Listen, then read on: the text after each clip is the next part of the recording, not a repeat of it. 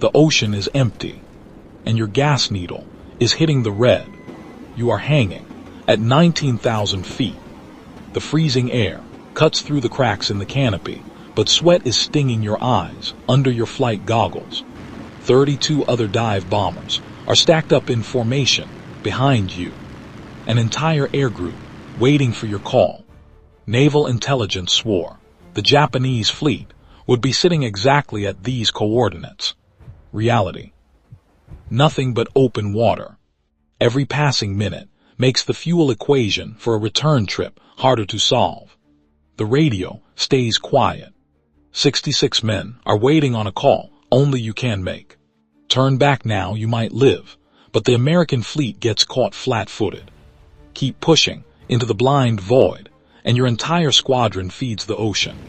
You have about 30 seconds left to decide which risk you can live with, because history doesn't turn on parades. It turns on a gamble with the ocean, made by men, with no good option left.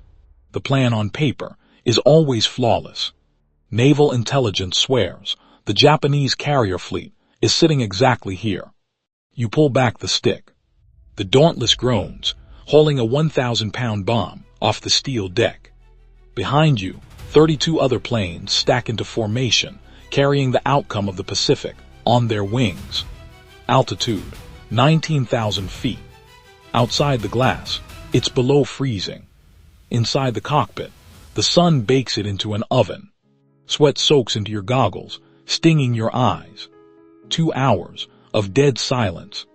When your air group finally hits the intercept point, the ocean is wiped clean. No smoke, no wakes, just cold water stretching to the curve of the earth. Intelligence was wrong. The fleet isn't here. The plan was broken before the first bomb ever dropped. But getting lost isn't the worst part. The worst part is what's getting slaughtered right beneath your feet, and you don't even know it yet. At 19,000 feet, 33 engines are already burning through more fuel than the mission plan accounted for. Down at 100 feet, a different kind of math is running out. That's Torpedo Squadron 8. 15 planes, led by John Waldron. They found the Japanese fleet before you did. No fighter escort.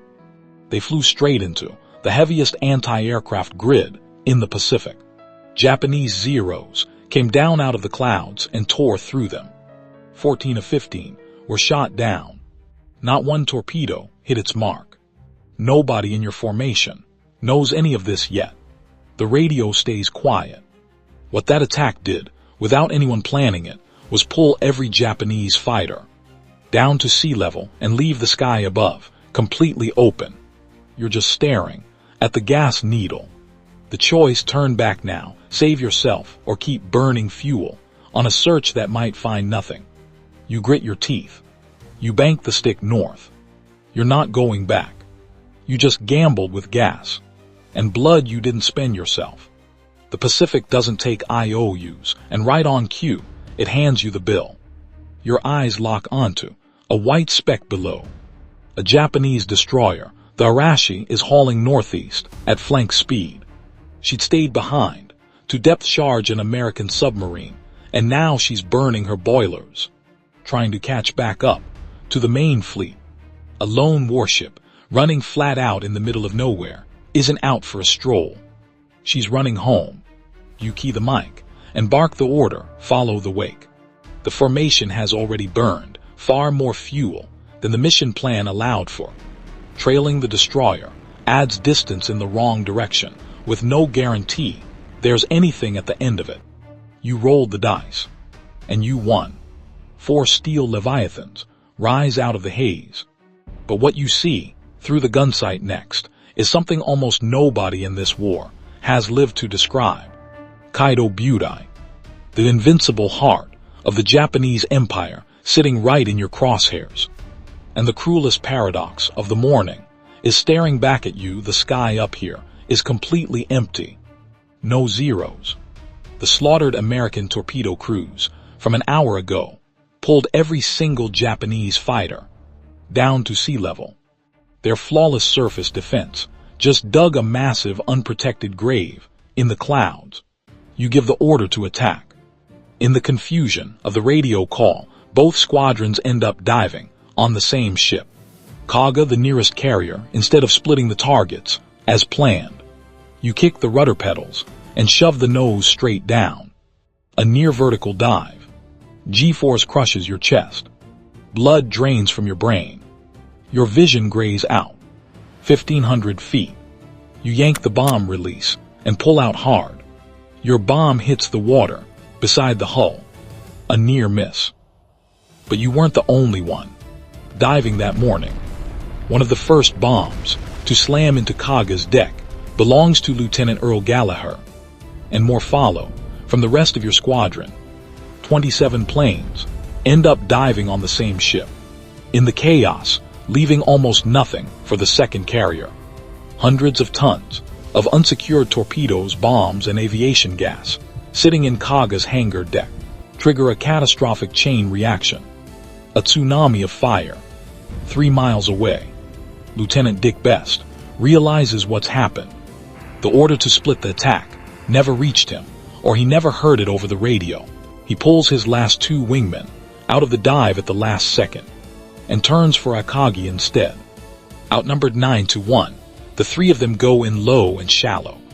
Best's bomb goes through her flight deck and detonates in the hangar below. Minutes later, dive bombers off the Yorktown find Soryu independently. She becomes the 3rd torch on the water. 20 years to build an untouchable fleet. Less than 10 minutes later, 3 carriers were burning. Even the men who attacked them would spend decades arguing over exactly what happened up there. 6 minutes. 3 carriers erased. Think the hard part's over. No. You just kicked a hornet's nest. Dropping the bomb is easy. Getting out is when the bleeding starts. Before the smoke even reaches the clouds, the surviving Zeros pull up. No panic. No wild revenge maneuvers. They hunt with the same discipline they've shown all war. A burst of machine gun fire shatters part of your canopy and buries a round in your left shoulder. Fresh blood soaks your flight suit. Your gunner, Walter Chokolausek, returns fire and brings one of the Zeros down. You dive into a cloud bank to shake the second. By the time you break out into clear air, your plane has taken more than 50 hits and the fuel gauge reads next to nothing. You're not the only one. Most pilots in the air that morning are flying on fumes, not on a full tank, with margin to spare. Down below, white splashes dot the ocean. American planes running dry, ditching into the Pacific, one after another. The engine sounds the same as it did an hour ago. The fuel gauge doesn't.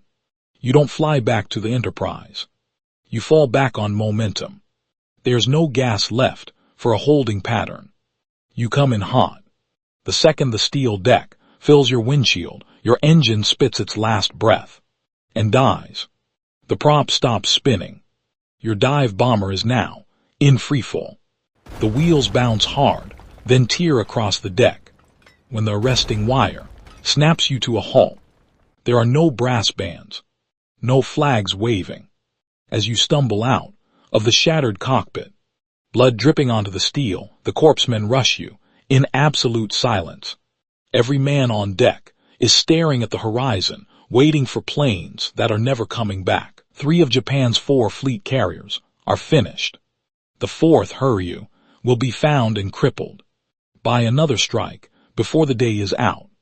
It's the worst single-day loss in the history of the Imperial Japanese Navy. The spine of the fleet that hit Pearl Harbor is snapped, never to be rebuilt. But sitting in the ready room, your shoulder wrapped in bloody gauze, staring at the empty chairs that belonged to Torpedo Squadron 8. You don't see a miracle. Your enemy fought with terrifying discipline.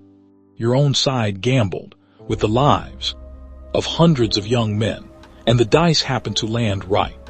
The ocean doesn't mint heroes. Outside, deck crews are already pushing the next aircraft into position. The war isn't finished. Neither are you.